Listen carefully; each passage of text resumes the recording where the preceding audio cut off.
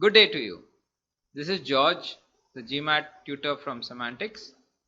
I've encountered number of students. Some of them have a non-math background, some of them have a math background, and I find that all of them make more mistakes in data sufficiency when compared to problem solving. When you do a data sufficiency question or a problem solving question, I want you to get 100% accuracy. There are 31 questions which you have to do in 62 minutes. 2 minutes per question. So generally what people do is they try to save time in data sufficiency and they try to put more time in problem solving because that involves more computation. That's a very bad idea. Data sufficiency tests you on decision making, and people are more prone to make wrong decisions, and that is reflected in data sufficiency. So try to focus on accuracy first. Speed will come naturally. The more you practice, the better you get at it. So initially, try to be as slow as possible and focus on accuracy. Let us understand the directions first. I'm teaching you the directions in context with the data sufficiency question. Okay, so a data sufficiency question will look like this. You will have a main statement. In this case, it is what is the value of the integer a. Below the main statement, there are two substatements, statement 1 and statement 2. Here it is, each of the integers 2, 3 and 5 is a factor of a, and the next one, each of the integers 2, 5 and 7 is a factor of a. Now when they ask you what is the value of integer a, you need not get the numerical answer. Your job is to decide which of the data is enough to get the answer. These are the instructions. You have to mark A, B, C, D, E. These statements are going to be the same what you see in your exam, so you need not spend time reading it in the exam. You have to mark A if statement 1 alone is sufficient but statement 2 doesn't. Mark B if statement 2 alone is sufficient but statement 1 alone is not sufficient. Mark C if both together give me an answer. Mark D if each statement alone, and mark E if you cannot get an answer at all. Always remember, you have to get a unique answer. When you get, let's say, the value of the integer a, you should get it as 3. You cannot get 3 or 4 or 5. You have to get just one answer. Is this clear?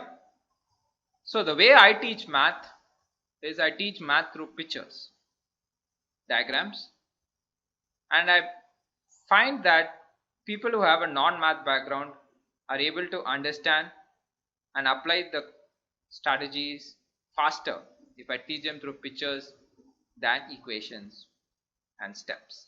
Okay, so here's the question. What is the value of x? 3x plus 4y is 9. This is the main question statement, and these are the two substatements. The first thing I would want you to do is put two columns. Here you have to analyze question statement plus statement 1 alone. You should not be analyzing statement 2. Here you have to analyze question statement plus 2 alone. Ignore 1. And here you have to analyze question statement plus 1 plus 2. So these are three questions. In one data sufficiency question, you have three questions. You have to spend ample time getting an answer here, here, and here. As you practice more and more, these steps you will do it mentally. You won't be drawing all these lines. But initially, till you get the hang of data sufficiency, please segregate the question into three compartments and analyze each independently. I will teach you how to go about doing one data sufficiency question. I've played around with this question. I've changed the substatements. This is the first question, this is the second question, and this is the third question. The question statements are the same for all these three. First, what is the value of x?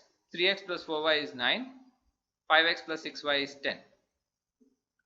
Using this equation and this equation, if I solve it simultaneously, I should be getting the value of x.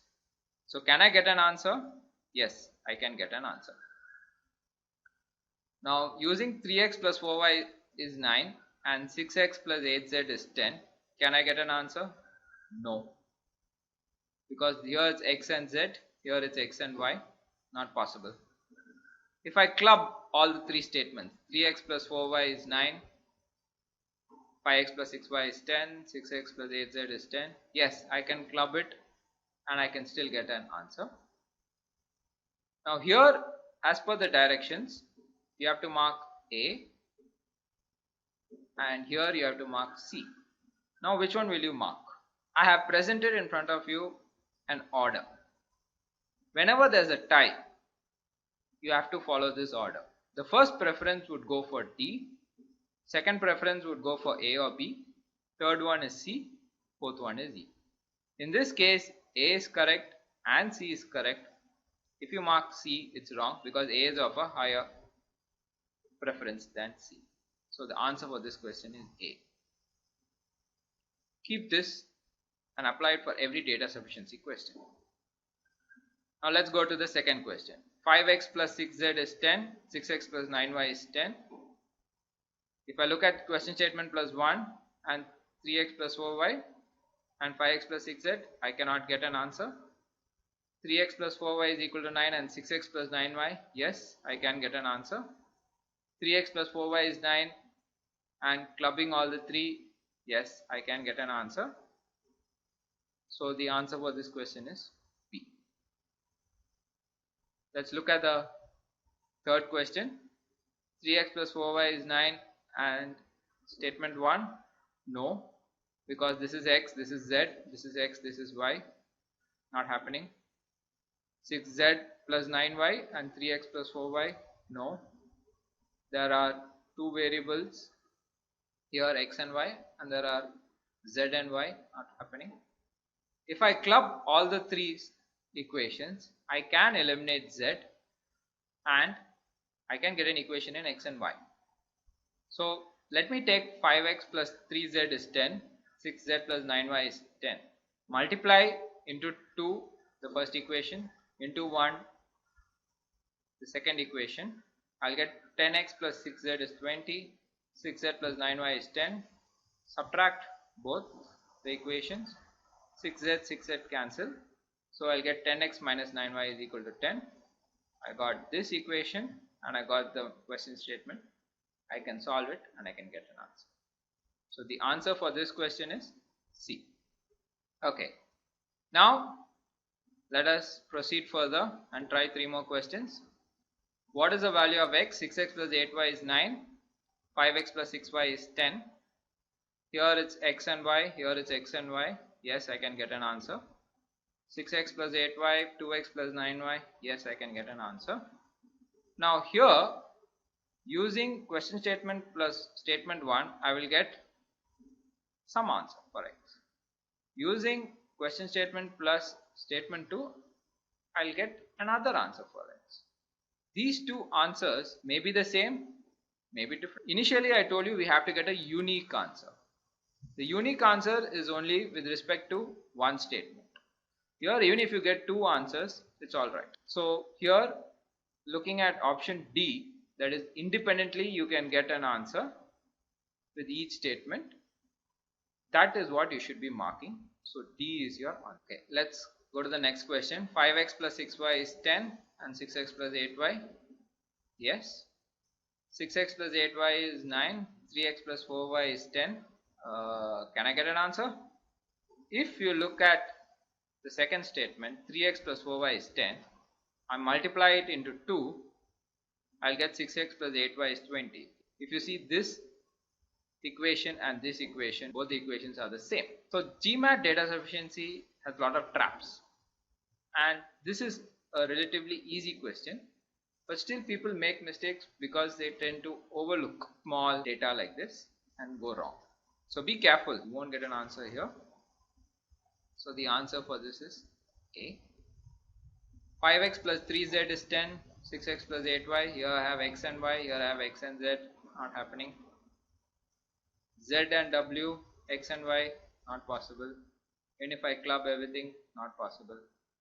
So the answer is. Now let's try another question. What is the cost of 2 pounds of apples and 3 pounds of grapes? Statement 1, the cost of 9 pounds of apples and 15 pounds of grapes was 20. Cost of 10 pounds of apples and 15 pounds of grapes was 30. This is the order. Let's keep this. I've drawn my two lines.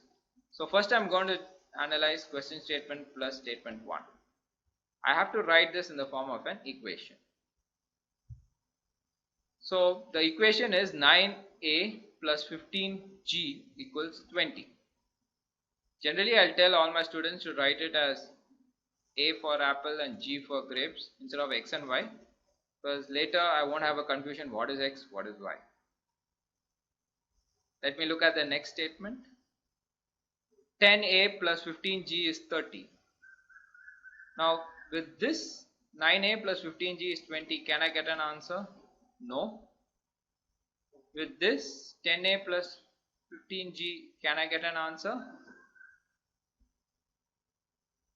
Mostly people will say no, because it's only one equation. But then you have to look at those numbers. C10, C15, C 2 apples and 3 grapes. If I divide this equation by 5, I will get 2a plus 3g equals 6. Now if you see, I get the answer from this statement alone. So blindly don't go mark. If you have two unknowns and you have only one equation, I'm not able to solve the answer. You have to look at those numbers and then you have to play around those numbers, then only you'll be able to get it right. Let's look at 3. 9a plus 15g is 20, 10a plus 15g is 30. If you solve this, you will still get an answer, but you have to mark B in this case. If you mark C, it's wrong. So that's it for the day. Feel free to contact me if you have any doubts. I'll be uploading more videos on data sufficiency with the strategies and tips.